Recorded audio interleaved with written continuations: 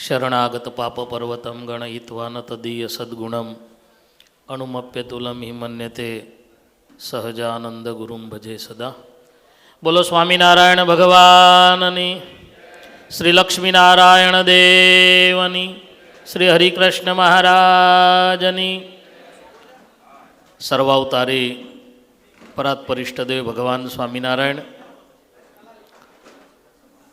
पवित्र पूर्णिमाना दिवसे पूनम सत्रने साथे साथे अमेरिकानी अंदर शार्लोट खाते वृद्ध गढ़पुर धाम में बिराजमान थवाना जे भगवानना स्वरूपो एना पूजन निमित्ते सुंदरा सत्संग सभा में उपस्थित वड़ताल पीठाधिपति पूज्यपाद आचार्य प्रवर श्री राकेश प्रसाद जी महाराज श्री, पूनम सत्रना वक्ता पूज्य शास्त्री स्वामी प्रियदर्शन दास जी, वड़ताल मैनेजिंग ट्रस्टी बोर्डना चेरमेन श्री पूज्य देवस्वामी, मुख्य कोठारी डॉक्टर संतवल्लभ स्वामी,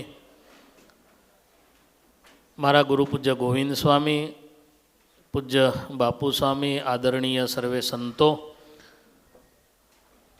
खास आ प्रसंगे उपस्थित शार्लोट मंदिरना प्रमुख परम भक्त श्री विनोद भाई, परम भक्त श्री रमेश भाई, आदरणीय सौ भक्तों ने भाव थी जय स्वामीनारायण।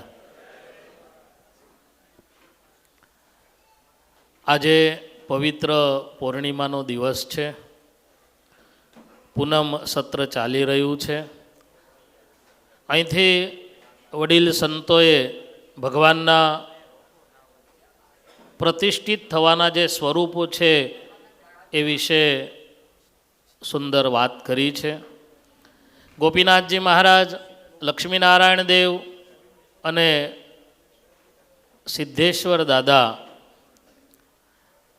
आज सुंदर भगवानना स्वरूपो 200 वर्ष पहला भगवान सहजानंद स्वामी पोताना हाथे वड़ताल, जूनागढ़, गढ़पुर जेवा धामोनी अंदर प्रस्थापित कर्या।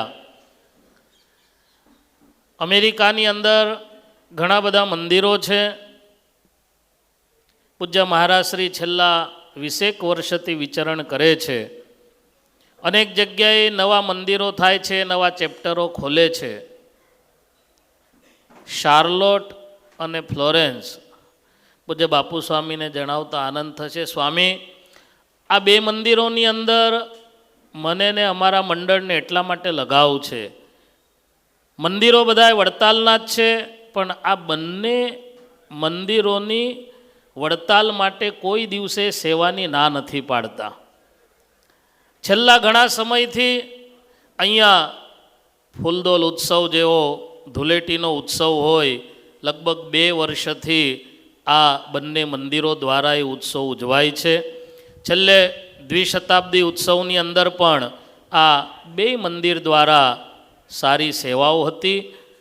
आ मंदिर में सेवा आपता हरिभक्तों ने जेटली लागणी फ्लोरेंस मंदिर में छे, जेटली लागणी शार्लोट मंदिर में छे, एटली ज लागणी वड़ताल होय, गढ़पुर होय के जूनागढ़ श्रीजी महाराजे प्रस्थापित करेला जे स्थानों छे ए प्रत्ये ए भक्तों ने लागणी छे।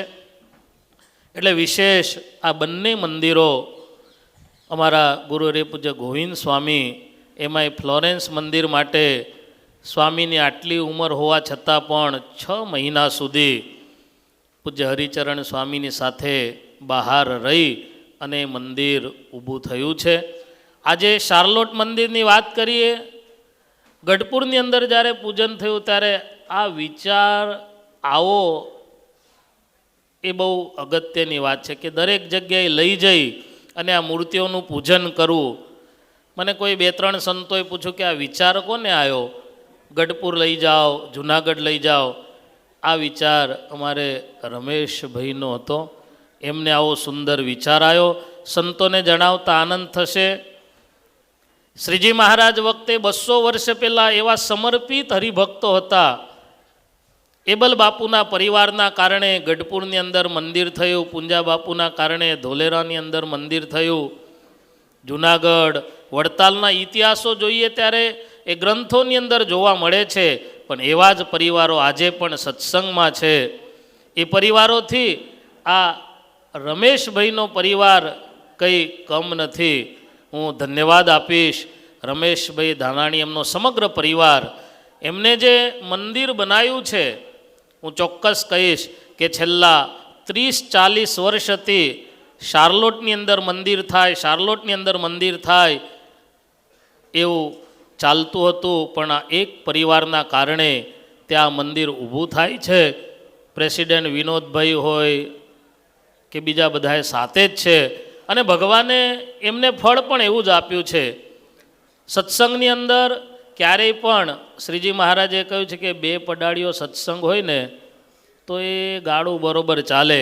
હું આજે યાદ કરીશ રમેશભાઈના ધર્મપત્ની કોકિલાબેનને, જેને 25-30 વર્ષ સુધી શાર્લોટના સત્સંગને સાચવ્યો છે. પોતાના ઘરેથી 100-200 ભક્તોનું જમવાનું બનાવીને લઈ જાય એ કંઈ નાની વાત નથી.